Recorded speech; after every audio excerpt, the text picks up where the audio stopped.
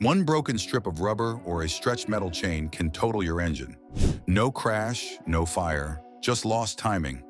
That's the power of the timing belt or chain, the part that keeps pistons and valves from colliding. In the next minutes, I'll show you how this tiny conductor synchronizes the crankshaft and camshaft, why interference engines are brutally unforgiving, and the simple checks that can save thousands. If you've ever delayed a belt change, this might be the most expensive procrastination you make. Before we move on, please take a moment to subscribe to the channel and like the video. So how does something barely the width of your palm decide whether pistons and valves work together or smash each other to pieces? It comes down to one job that never gets a break: keeping two shafts in perfect step while thousands of explosions try to throw them out of sync. The link that does it sits behind covers, out of sight, but every power stroke depends on it. The timing belt or chain ties the crankshaft to the camshaft so they rotate in strict proportion. Every tooth on the belt or every link on the chain marks a fixed relationship. So when the crank turns 2 full spins for a 4-stroke cycle, the cam turns exactly 1.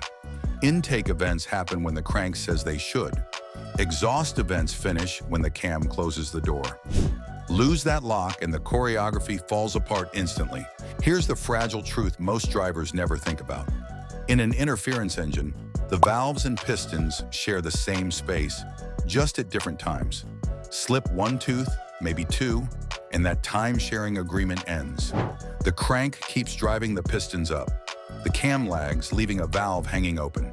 At speed, there's no cushion. Metal meets metal, and the repair bill climbs fast. Follow one clean revolution. The piston charges upward, finishing the exhaust stroke as the exhaust valve closes. The cam rotates to seal it, and then times the intake valve to open just as the piston begins to descend. Air and fuel flow in. On the next upstroke, compression builds with both valves closed tight. Spark fires near top dead center. The explosion kicks the piston down, torque flows through the rod to the crank, and momentum carries the cycle forward. Every phase depends on the cam lobes being keyed to the crank's exact angle. Miss by a few degrees and the intake can open too early, the exhaust can linger, or both can be open when the piston arrives. Engineers choose between interference and non-interference layouts. Non-interference keeps clearance so collisions can't happen if timing slips, but that space costs airflow and compression. Interference allows larger valves and higher compression, so the engine breathes better and makes more power from the same displacement. That gain is why many modern engines accept the risk and rely on precise timing control to keep everything safe. Think of the belt or chain like a zipper running the length of the engine. Each cog or tooth meshes in a fixed position, closing the gap between crank and cam with zero slack. Snap a tooth off or let the chain jump a link, and the zip opens in an instant. Once the track separates, nothing else holds the sequence together. Materials shape how they age. Belts use rubber blended with reinforcing cords, often fiberglass or aramid, to keep stretch in check. Heat cycles harden the rubber, oil contamination softens it, and the cogs can round off under load. Chains are steel, but they don't escape wear. The links lengthen minutely over time, guides polish grooves, and hydraulic or spring tensioners lose grip when oil pressure drops at startup. Both systems rely on constant tension to prevent slack from letting the teeth climb and skip. What makes this scary is how a tiny error compounds. A half-degree lag at idle becomes a full tooth at high RPM. Then the crank outruns the cam, and the next stroke ends with a valve in the piston's path. There's no slow-motion warning once that slip occurs. So the master rule is simple. Timing integrity is non-negotiable. Break the link, and the collision is immediate. Say the word and we'll pull the cover. Look at where things actually bend and break during a crash, and point out the early noises and marks that tell you it's coming. What actually breaks first when timing goes off? Valves, pistons, or something much cheaper you never see? Let's freeze the scene right when things go wrong and answer that with real parts you can point to, because the first failure isn't always the obvious one. You're cruising at 3,000 RPM. The belt lets go. The camshaft stops dead because the valve springs lock it in place. The crankshaft doesn't care. Inertia and the heavy flywheel keep it spinning. The pistons keep moving up and down for a few more rotations, but the cam isn't opening or closing anything anymore. Cylinders that should be sealed have valves stuck open. Combustion events turn into freewheeling air pumps. And then the moving mass runs straight into an obstacle. Now follow the collision path. An intake valve left open drops into the cylinder space. The piston surges up at speed and slams the valve head.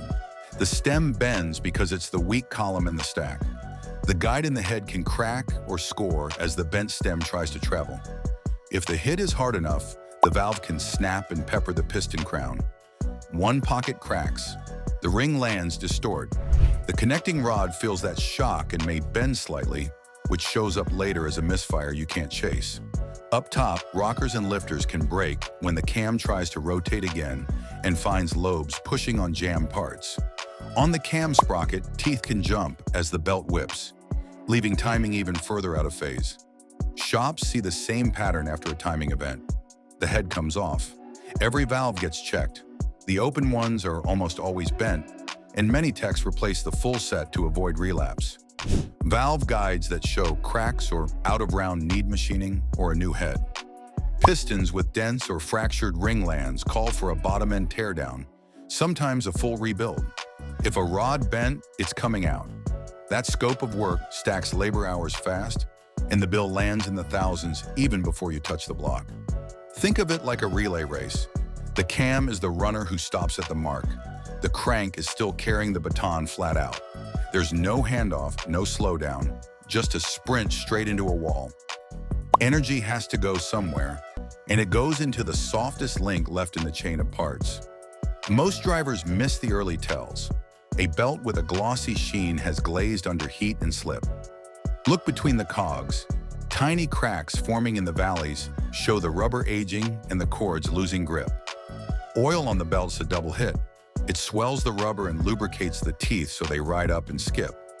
Coolant drips do similar damage and leave a chalky residue. Chains speak instead of showing. A rattling sound at cold start, before oil pressure fills a weak tensioner, points to slack that lets the chain slap guides and risk a jump. Don't overlook the camshaft pulley. Even with a decent belt, a worn keyway can let the pulley rock on the cam. A bolt that has backed off a quarter turn can allow timing to drift. Teeth chipped on the pulley face will chew a new belt and make it climb under load.